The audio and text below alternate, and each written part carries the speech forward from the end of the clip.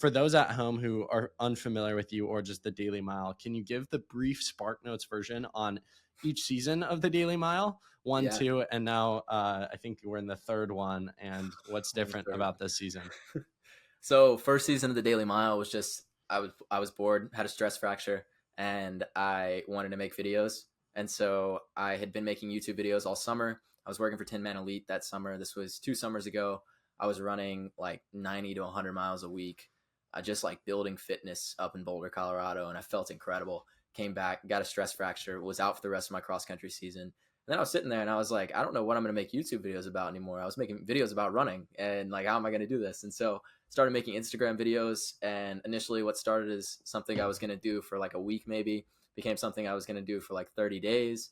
And then pretty soon became 45 and 50 and made it all the way to 100 days in this series. And through this series, it documented my journey of being injured, unable to run, cross training, swimming in the pool every day. That's where the name The Daily Mile came from. I'd go to the pool, swim a mile every day. And through this process, I was able to build back up to running like a 5K in under 15 minutes.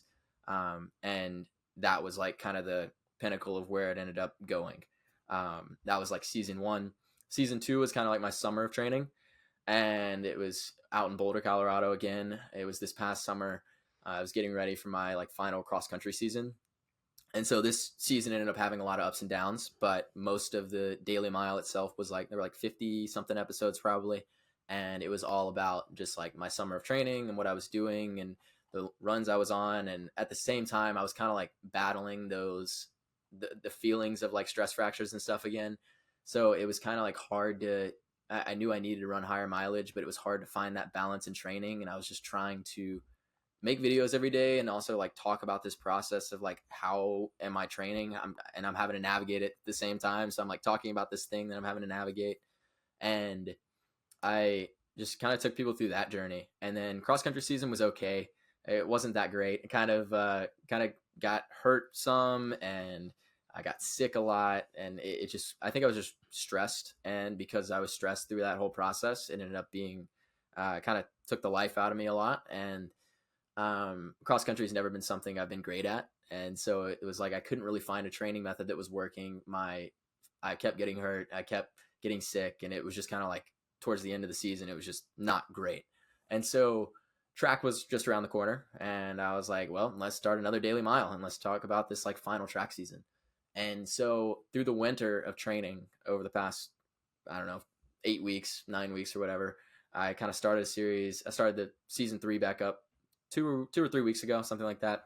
And it's just been documenting my training. And over the winter, I was making YouTube videos and stuff. And now I'm just getting back into the rhythm of racing, and it's been fun. It's been exciting to make content again and just make something every day. And it really gets your mind going, and it gets you like, for me, it gets me going, it gets my mind going, it gets me excited to make something new and find a new creative way to create something. And so it's that's kind of where I am right now. But we're on season three, just documenting this final indoor and outdoor track season.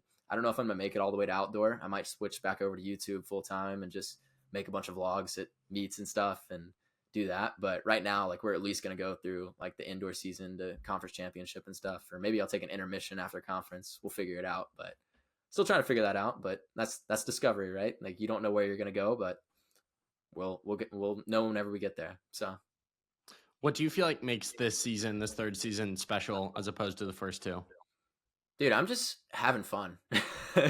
I like school isn't that hard right now. I'm in the master's program, and the classes like meet usually on the like evening in the evenings on some days. Like Wednesday nights, I have a class, and then another class online. So I'm not super stressed about school right now, and I'm just kind of like I've always been a track guy. Like I've always been 3,000 meter, 1,500 meter, mile. Those have always been my specialties. And now I'm getting back into that rhythm of running those races again, and I have an excitement about that. And I feel very excited about running those distances again. And it's just so much fun. It's something that I haven't done in literally like 2 years because I was injured all last season. And so now to get back out here and to run some more fast stuff, I'm like, this is where I belong. I love this. And I think that's what makes it different. It's the energy around the whole thing. So